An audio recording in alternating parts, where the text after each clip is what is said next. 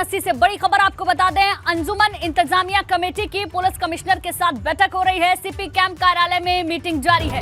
ये बड़ी खबर आपको बता दें, अंजुमन इंतजामिया कमेटी की पुलिस कमिश्नर के साथ बैठक चल रही है। नीतीश हमारे संवाददाता ज्यादा जानकारी के साथ जुड़ गए हैं। नीतीश, बैठक चल रही है पुलिस कमिश्नर के साथ, क्या अपडेट है अभी आपके पास? गुंजन, अभी बैठक जारी है और ये बैठक खास तौर पे जो शांति व्यवस्था और जो पहल है उसे लेकर की जा रही है। हाँ। और इस तरह की बैठकें लगातार जो वाराणसी प्रशासन है उसका ये प्रयास है कि जिस पूरे मामले में कहीं भी किसी भी ओर से कोई ऐसी अव्यवस्था उत्पन्न न हो जिससे सवाल खड़े हो, और इसे लेकर लगातार जो पीस कमेटी है, इसके साथ अंजुमन इंतजामिया मसाजिद है और जो भी इससे जुड़े हुए लोग हैं वो सभी लोग इस बैठक में मौजूद है। सीपी के कैंप कार्यालय पे ये बैठक चल रही है और थोड़ी देर बाद अंजुमन इंतजामिया के लोग बाहर निकलेंगे और इस बैठक में क्या रहा ये मालूम होगा। लेकिन आपको बता दूं कि अभी की जो खबर है वो यही है कि शांति व्यवस्था कायम रखने के लिए किस तरह की पहल की जाए, इन सारे मुद्दों पर चर्चा हो रही है। अमन चैन किस तरीके से बना रहे उसको लेकर ये बैठक हो रही है।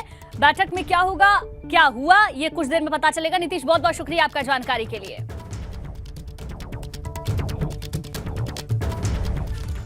और चलिए अब बात ज्ञानवापी पर सुप्रीम हेडलाइन की, क्योंकि सुप्रीम कोर्ट ने ज्ञानवापी मस्जिद केस को लेकर कई सारे आदेश दिए। इसके साथ साथ कोर्ट ने यह कह दिया कि ये जो पूरा फैसला है ये अब जो वहां की अदालत है यानी कि वाराणसी की अदालत है वही देखेगी, और 8 हफ्ते तक यानी कि 2 महीने तक जो अंतरिम आदेश सुप्रीम कोर्ट की ओर से जारी किया गया था वही जारी रहेगा।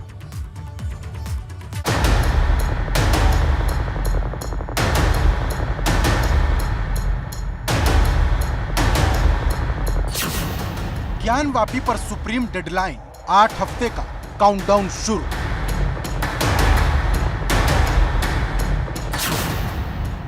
वाराणसी जिला जज करेंगे सुनवाई, सुप्रीम कोर्ट में जिरह हाई।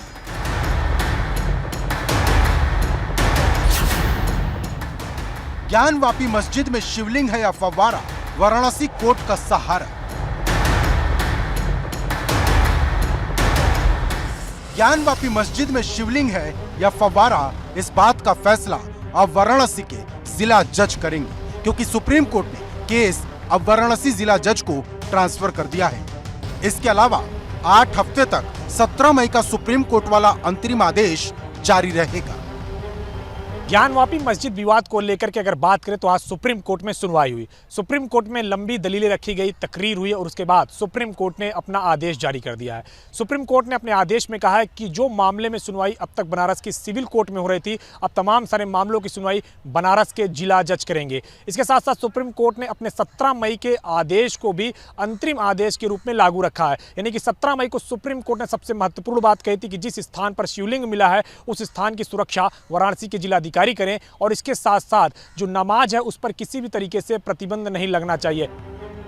सुप्रीम कोर्ट में करीब 3 बजे सुनवाई शुरू हुई, जो करीब 1 घंटे से ज्यादा चली। लेकिन जब तक चली तब तक कोर्ट के अंदर खूब गहमा गहमी हुई। दरअसल मुस्लिम पक्ष ने सुप्रीम कोर्ट से वाराणसी कोर्ट के द्वारा जारी किए गए सभी आदेशों को निरस्त करने की मांग की थी, जिस पर सुप्रीम कोर्ट ने कहा कि वो जिला कोर्ट को यह आदेश नहीं दे सकते कि वो कैसे काम करे। इस दौरान मुस्लिम पक्ष ने सर्वे की रिपोर्ट लीक होने का भी मुद्दा उठाया, जिस पर सुप्रीम कोर्ट ने नाराजगी जताते हुए कहा कि रिपोर्ट सीधे जिला जज को देनी चाहिए थी। गौरतलब है कि special advocate commissioner Vishal Singh ने सर्वे की रिपोर्ट तैयार की थी, जो मीडिया में लीक हो गई। 10:15 में चूंकि सब मैंने रिपोर्ट ये सबमिट कर दी थी, उसके बाद माननीय सिविल जज कोर्ट में ये दाखिल था।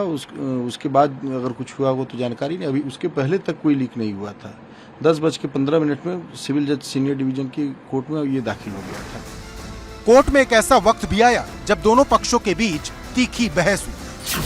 दरअसल हिंदू पक्ष मस्जिद के अंदर शिवलिंग मिलने का दावा कर रहा है, लेकिन जब कोर्ट में मुस्लिम पक्ष ने शिवलिंग के दावे को फव्वारा बताया तो हिंदू पक्ष ने कड़ा ऐतराज जताया। वहीं एक सवाल मालिकाना हक का भी आया, जिस पर हिंदू पक्ष ने कहा कि उन्होंने पूजा का हक मांगा है, मालिकाना हक नहीं।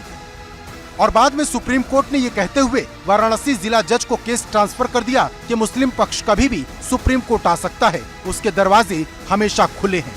अगर जिला अदालत से राहत नहीं मिलती तो दोनों पक्ष सुप्रीम कोर्ट आ सकते हैं। लेकिन इस दौरान justice DY Chandrachud, justice Suryakant और जस्टिस PS नरसिम्हा की बेंच ने दो बड़ी बातें कही। पहली, शिवलिंग के दावे वाली जगह को सुरक्षित रखा जाए और दूसरी, नमाज में किसी भी तरह की बाधा न आने दी जाए, मतलब किसी भी पक्ष की भावना को ठेस न पहुंचे। देखिए, सुप्रीम कोर्ट ने इस मैटर का ट्रायल डिस्ट्रिक्ट जज के सामने ट्रांसफर कर दिया, डिस्ट्रिक्ट जज वाराणसी के सामने। दूसरी बात, जो सुप्रीम कोर्ट का इंटरिम अरेंजमेंट था 16 मई का, वो बरकरार रहेगा। तीसरी बात, जो उनका वजू के लिए वो अरेंजमेंट मांग रहे थे, कोर्ट ने कहा उसके लिए अरेंजमेंट किया जाए, पर जो 16 मई का ऑर्डर है सुप्रीम कोर्ट का उस एरिया को सील करने का, वो बरकरार रहेगा। चौथी बात, जो मुस्लिम पक्ष की एप्लीकेशन है 7/11 की, वो भी प्रायोरिटी पे डिसाइड होगी। ये चार बातें मुख्यतः सुप्रीम कोर्ट ने आज कही हैं। लेकिन जुमे की नमाज से पहले काशी में काफी हलचल रही और यह हलचल उस वक्त और ज्यादा बढ़ गई जब ज्ञानवापी मस्जिद में नमाज अता करने वालों की भीड़ लग गई, क्योंकि आमतौर पर 400 लोग आते थे, लेकिन इस शुक्रवार को यह आंकड़ा 1000 के पार चला गया। भीड़ आपके सामने आप देखिए, यहाँ पर आपको जबरदस्त भीड़ दिखाई दे रही है। इस जो ज्ञानवापी द्वार है, गेट नंबर 4 है, यहाँ पर ज़बरदस्त भीड़, भारी भीड़ के बीच यहाँ पर नमाज अदा करके लोग निकल गए हैं। कैमरे में, मोबाइल कैमरे में कैद करने का प्रयास किया है और आप देखिए ये युवा भी निकल रहे हैं और जो लोग हैं वो लगातार बाहर निकलते हुए, और आप देखिए यहाँ से जो लोग हैं इनको जल्दी से जल्दी निकलने के लिए कहा जा रहा है। लेकिन मुद्दे की बात यह है कि ज्ञानवापी केस की सुनवाई वाराणसी जिला कोर्ट में पूरी हो पाएगी, क्योंकि मुस्लिम पक्ष पहले ही निचली अदालत के फैसलों को सुप्रीम कोर्ट में चुनौती दे चुका है। वहीं ज्ञानवापी को लेकर सूबे की राजनीति का पारा भी मई की तरह बढ़ता जा रहा। Bureau report, ABP Ganga.